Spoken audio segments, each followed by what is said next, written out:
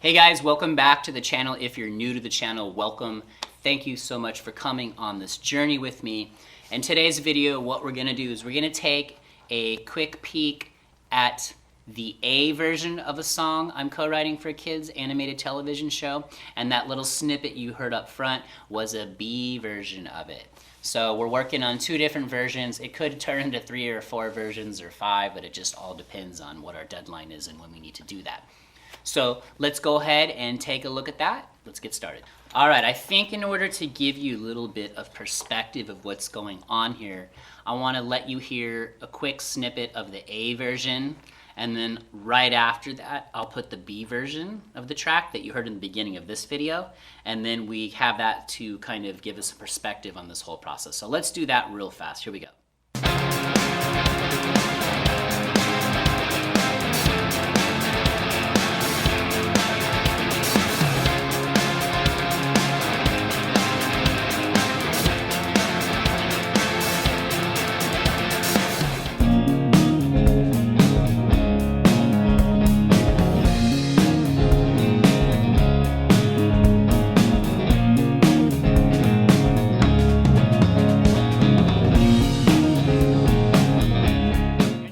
Of the band again for the show, and they're kids in a rock band, and we have a lot of room stylistically that we want to do as far as the music goes.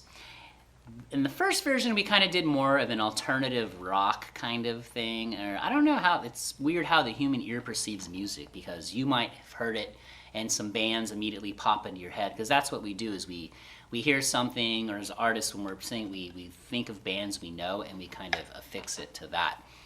So in the second version, didn't really go with any vibe. I just went with a little bit of a different chord progression, which we're going to talk a little bit about that too, because I want you to understand the musical creation side of things as well. So it'll give you the whole picture, and that's kind of what my channel is going to be about, showing you the context of all that, writing for a television show or other projects that are going to come into the fold. So let's go ahead and take a look at that real fast. All right, just to give you a little perspective of the music theory or the thought process behind what I'm doing here, and it really helps you as a writer if you know a little bit of theory. So if you don't, just start studying it, start with the basics, and it's going to help you tremendously, and it makes playing a lot more fun. So what I do in this, in the key of D major, the relative minor chord is B minor. So you're using the same notes. I'm just going to start on B minor in this progression here. I do B minor, I go to A major, and then I go to D. Now there is a little tricky part to it, but not really. I play B minor and I add the 4, which is E. So if I played a B minor straight ahead, a bar, and I'm on the 2nd fret, you can see that on my guitar there. I'm barring on the 2nd fret, I'm playing E minor, okay? B minor, excuse me. So I play straight down. What I do is I lift up my bar and I get that high E to ring out. Hear that? So here's B minor without the high E. Sounds fine, but with the high E, right? All right, so let me play the progression with you without the high E in the B minor, and it sounds different to me. And I need vibe when I write music, because it's what inspires me. So this is without the high E, so it's sounds fine, right? Let's do it one more time. All right, now with the high E in there, you're gonna clearly hear it. It gives your ear a little bit of candy there, so.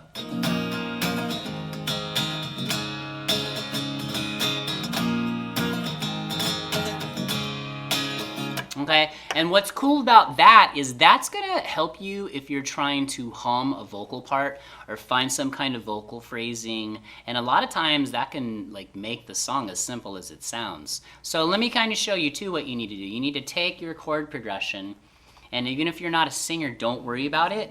Just start humming over it, freestyle, okay? You wanna get good at freestyling over it and see what you can find. So you can use a piano, you can use a guitar. I do both, it just depends. So let's see if I can hum something over this.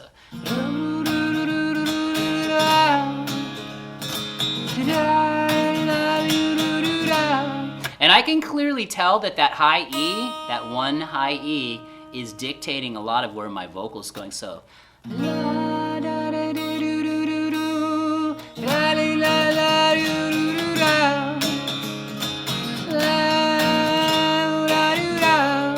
you see how that is? So let that inspire you. So there's a quick breakdown of that chord progression. So in this track, I played everything through the Rev D20 head. I didn't use any pedals on my pedal board. I just got this Rev, so I kind of wanted to see just how the amp head sounded, and I used the clean channel on it.